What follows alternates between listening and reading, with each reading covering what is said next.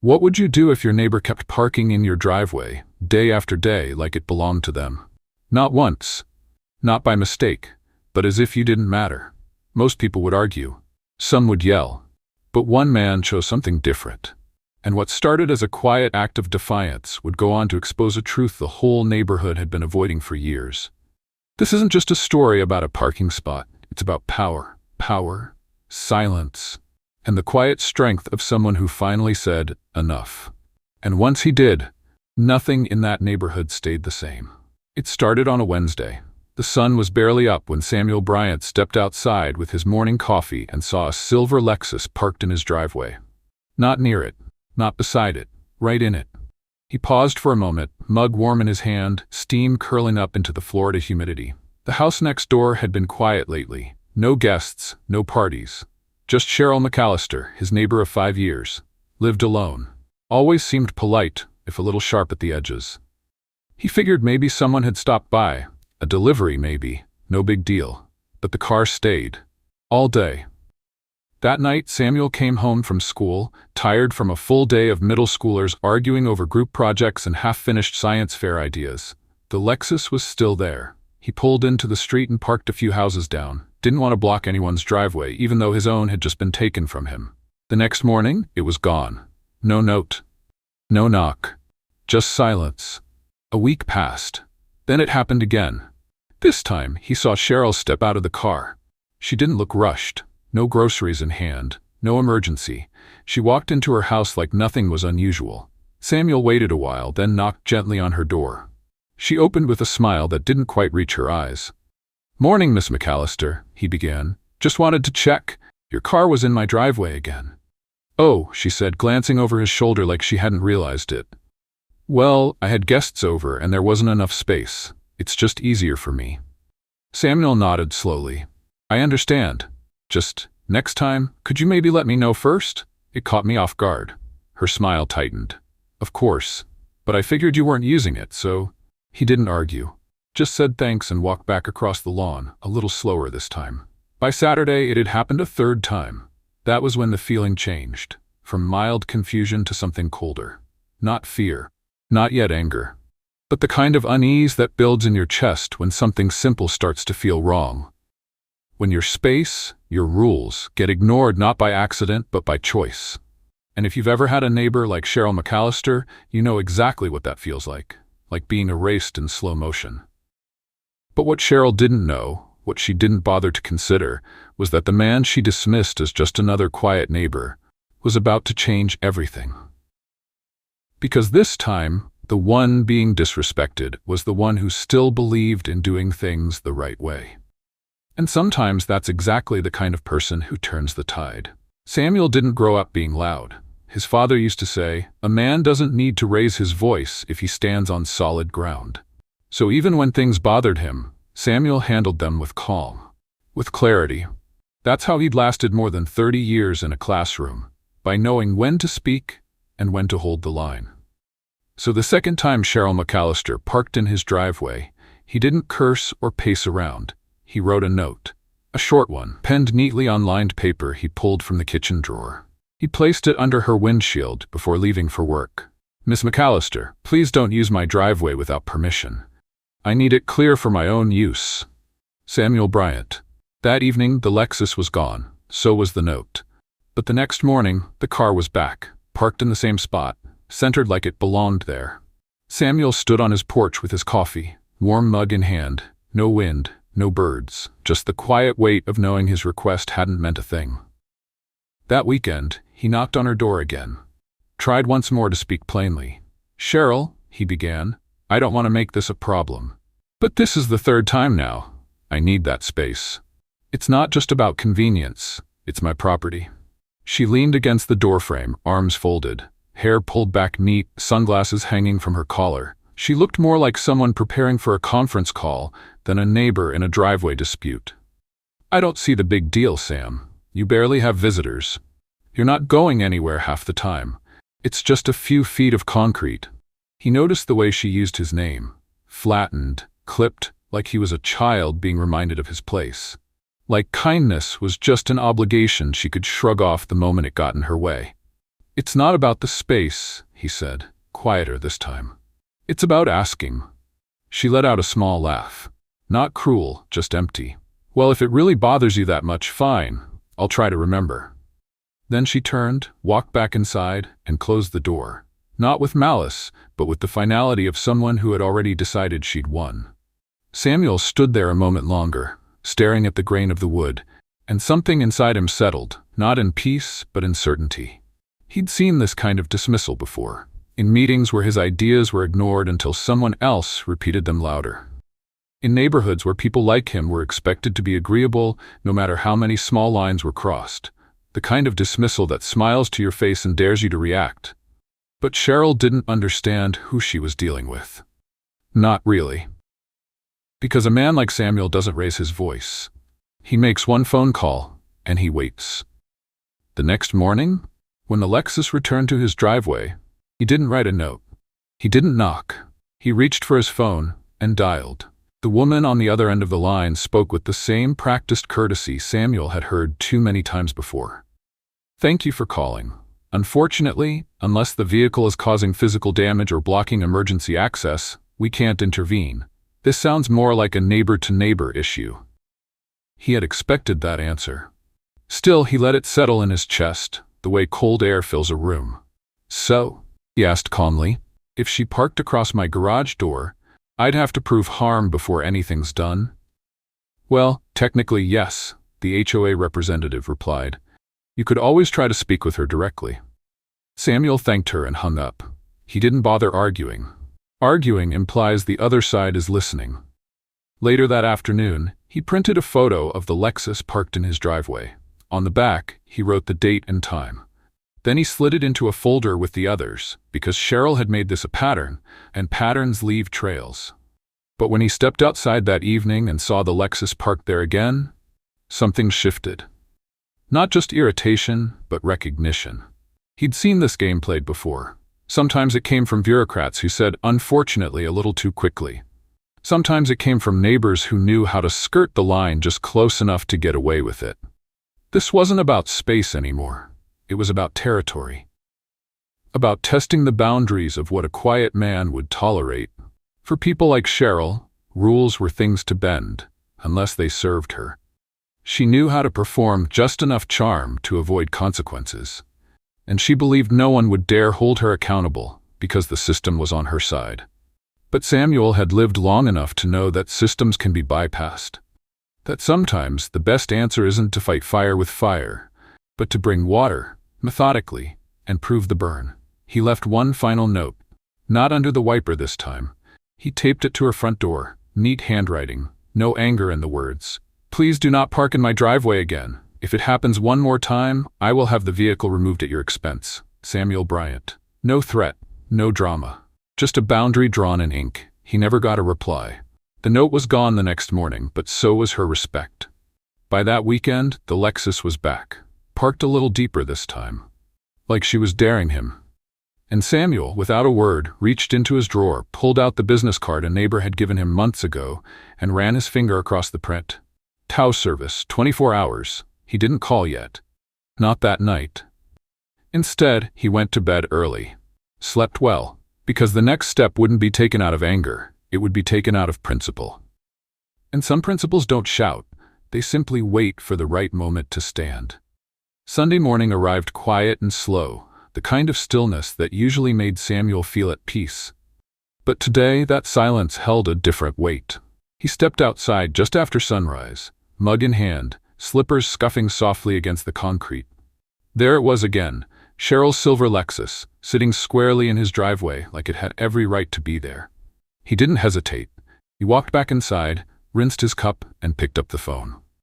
The dispatcher didn't ask many questions, just the address, the make and model, and confirmation that the car was unauthorized. Samuel spoke clearly, calmly, like a man reciting facts, not making accusations. 30 minutes later, the tow truck pulled in with a low rumble, its orange lights silent but firm.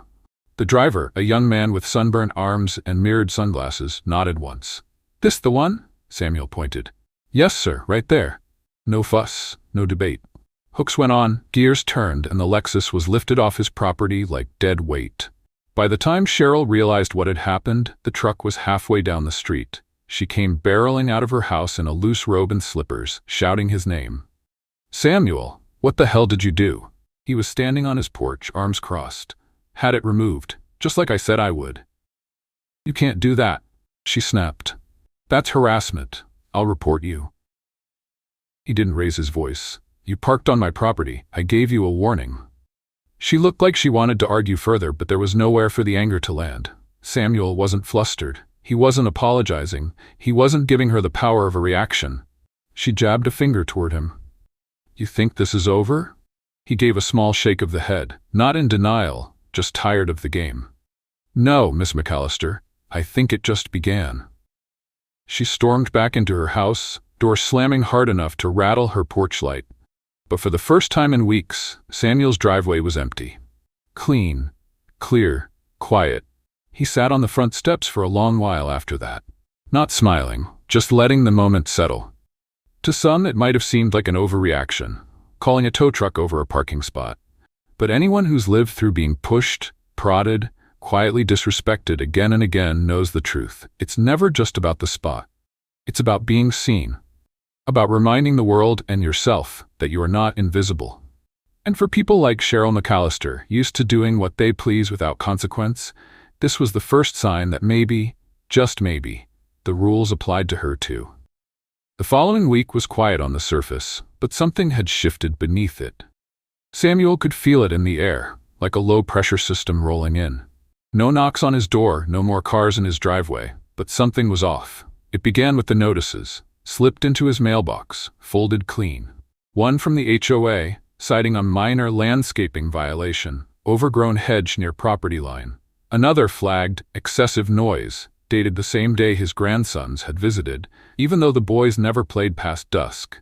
Then came the call from neighborhood security. Someone had reported suspicious movement near his garage. No explanation, just a note on the record. Samuel knew what this was. Cheryl hadn't yelled that morning because she wanted justice. She yelled because she lost control. And now she was trying to claw it back, quietly, professionally, with the kind of spite that hides behind bureaucracy. He didn't panic. He documented everything. Kept records, photos, dates. But inside he felt the weight of being watched, of being painted into a corner by someone who knew how to weaponize the rules. It wasn't new. Not to him. He'd spent his life navigating systems built with cracks too small to fix, but wide enough to fall through. He remembered the time his insurance claim got flagged because his last name raised a red marker. The time he was asked if he actually owned his own car, even as he handed over the keys. People like Cheryl didn't have to raise their voice to hurt you. They just needed a clipboard and a smirk. Gloria Santiago, his neighbor across the street, knocked one morning as Samuel tended his front lawn. She was in her 60s, warm smile, silver-streaked hair tied back in a bun. "She did it to us too," she said without preamble. Samuel looked up, confused. 3 summers ago, my nephew parked outside for 2 nights. Next thing I knew, the HOA was on my back about paint color, mailbox height, everything. Cheryl was on the board back then. She knows how to twist the rules. He nodded. "I figured." "You're not alone," Gloria added, softer now. "Some of us just didn't have the strength to push back." Samuel didn't answer. He just kept trimming the hedge. That night, he reviewed the HOA handbook, highlighted sections in yellow. Then he typed up a letter, short, clear, formal. Not a complaint, a statement of pattern. He attached photos, copies of the warnings, dates and timestamps. He wasn't trying to fight. He was building a mirror. One he planned to hold up in front of anyone willing to look. Because Cheryl's real power wasn't the Lexus. It wasn't even the HOA. It was the belief that no one would challenge her. And that belief was beginning to crack. It happened on a Saturday afternoon, the kind of day meant for folding chairs, barbecue smoke, and the sound of children running barefoot through the grass. Samuel had cleaned the yard early, prepped the grill, and set out extra plates. His daughter Monica was bringing the kids over. Just a simple family cookout, the kind that reminded him why he still kept this old house after all these years. But when he stepped outside to move his car and open the garage, there it was. The silver Lexus, parked deep into his driveway, its bumper blocking the garage door completely. He stood there for a long moment, hands at his sides, Not angry, just still. Inside, the meat was seasoned, the table was set. His daughter had already texted, "On our way, Dad," and Cheryl had parked here again. But this time, it wasn't just an annoyance, it was an insult, a message. He didn't knock, he didn't write a note, he dialed. By the time Monica and the boys pulled up, the tow truck was already on its way. She rolled down the window, confusion creasing her face. "Again?" Samuel nodded once. She blocked the garage this time. His grandson, Jamal, peeped from the back seat. "Pop, is the car gonna get taken away again?" "Looks like it," Samuel said. Minutes later, the truck arrived. Same driver, same efficiency. Hooks latched, gears groaned, and the Lexus was lifted clean off the driveway. Monica took the boys inside. Samuel stayed. Cheryl came storming out just as the truck began to back away. "Are you kidding me? You're towing my car again?" Samuel didn't flinch. "Yes." She stepped closer, face flushed. "I'll sue you. You're harassing me. This is retaliation." He shook his head slowly. "You blocked my garage before a family event. That's trespassing." She laughed, a short, brittle sound. "I've lived here longer than you. People know me. They don't know you." Samuel looked her in the eye. "They do now." For a moment, she had nothing. Her mouth opened, then closed. She turned back toward her porch, muttering threats under her breath. But they weren't aimed at him anymore. They were for herself, to save face. Inside, Monica was arranging the food on the table. Gloria had come over too, with a bowl of fruit salad and a knowing smile. "You handled that well," she said. Samuel didn't answer. He just looked out the window as the tow truck disappeared down the street. Cheryl standing alone on the curb, arms crossed, her world beginning to shrink. The cookout went on as planned. Laughter rose from the backyard, plates clinked, music played soft from a radio by the porch. But for Samuel, it wasn't about celebration. It was about proof. Proof that calm isn't weakness. That principle, once set in motion, does not waver. And Cheryl had just discovered that a man who stands his ground, quietly, fully, doesn't need to yell to be heard. It began subtly, like a shadow moving just out of sight. Flyers appeared in mailboxes folded neatly, printed on thick paper with a professional header, "Concerned residents for a safer community." The message was vague but pointed.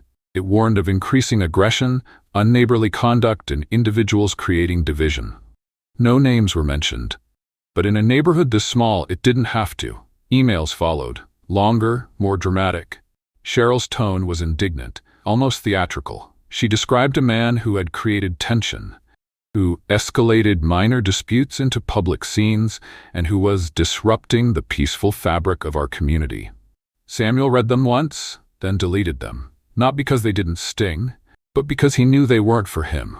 They were for everyone else, and for a day or two he wondered if they'd work. Then came the knock at his door. Walter Green stood there, broad-shouldered, ball cap in hand. A retired Marine, 70 years old, lived 3 houses down. The two had only spoken in passing before. "You got a minute?" Walter asked. Samuel stepped aside and gestured him in. "No small talk." "She tried this before," Walter said, settling into the living room chair like a man ready to testify. "Years back, when she first got on the board. Didn't like the way I kept my flag, said it was not up to community standard, sent letters, made calls, got my wife so worked up she stopped gardening. For a while, I thought maybe it was just a misunderstanding. But it never was. It was control." Samuel listened quiet. Walter continued. "Saw your car get blocked last week. Saw the tow truck too. She sent me one of those flyers. I threw it in the trash." He looked Samuel in the eye, steady. "You did the right thing." By the end of the week, 3 more neighbors stopped by. 2 waved as they passed his driveway, a nod that said, "We know." Gloria baked cornbread and left it at his door with a sticky note that read, "Keep going." Cheryl's tactics had backfired. The silence she counted on wasn't silent anymore, because when people like her try to isolate someone, they forget one simple truth. The moment others see themselves in your story, they stop watching and start standing beside you. Samuel didn't need to make speeches. He just lived with consistency, with dignity, and it was enough. Enough for people to remember their own small battles, their own quiet humiliations, the way certain folks always manage to bend the rules and then pretend the broken pieces were someone else's fault. The neighborhood was shifting now. Not loudly, not dramatically. Just enough. And Cheryl, for all her efforts to paint herself as the victim, was starting to look like what she truly was. A bully dressed in committee language. A woman watching her influence wear thin under the weight of her own pettiness. Samuel didn't celebrate. He just watered his lawn. But this time, more people waved back. It was garbage day when Samuel noticed the bins were missing. He had wheeled them out the night before, as always, 2 black containers lined up at the edge of his driveway. By morning, they were gone. Not tipped over, not misplaced, just gone. At first, he assumed the city had taken them by mistake, but a quiet instinct made him walk toward the side of Cheryl McAllister's house. There, behind the hedge and just beyond the fence line, were his bins. Tucked neatly beside her own, labels scratched but still visible, S. Bryant. He stared at them for a long moment, not out of shock, he was well past that, but out of a kind of sorrow, not for himself, for her. Because this, he realized, was what her power had come to. Not policies, not influence, not neighbors nodding in agreement, but trash cans.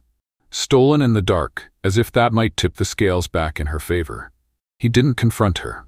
He took photos, clear, time-stamped, walked them back inside, printed out the evidence and attached it to a formal HOA complaint. No emotion, just facts. The next week, the HOA meeting was more crowded than usual. Folding chairs lined the back wall. Neighbors came, not out of obligation but out of curiosity. Some brought notes, others just stories. When Cheryl entered, she looked different, tighter. Her posture still proud, but her eyes darted. She scanned the room for allies and didn't find many. Diane Keller, the HOA president, called the meeting to order with a firm voice. Then she opened the floor to complaints. Samuel didn't speak first. Gloria did. Then Walter. Then a young couple who had only lived on the block a year, but already had a story of Cheryl questioning their lease terms. Finally, Diane read the final report. After multiple documented incidents, including unauthorized parking, harassment of neighbors, and the misappropriation of personal property, the board has voted to remove Miss McAllister from her position effective immediately. The room was still. Cheryl said nothing. She didn't defend herself, didn't storm out. She just sat there, one hand gripping the edge of her seat, the other clenched around a paper she didn't look at. Samuel sat near the back. He didn't smile, didn't gloat. Because victory to him was never about humiliation. It was about restoration.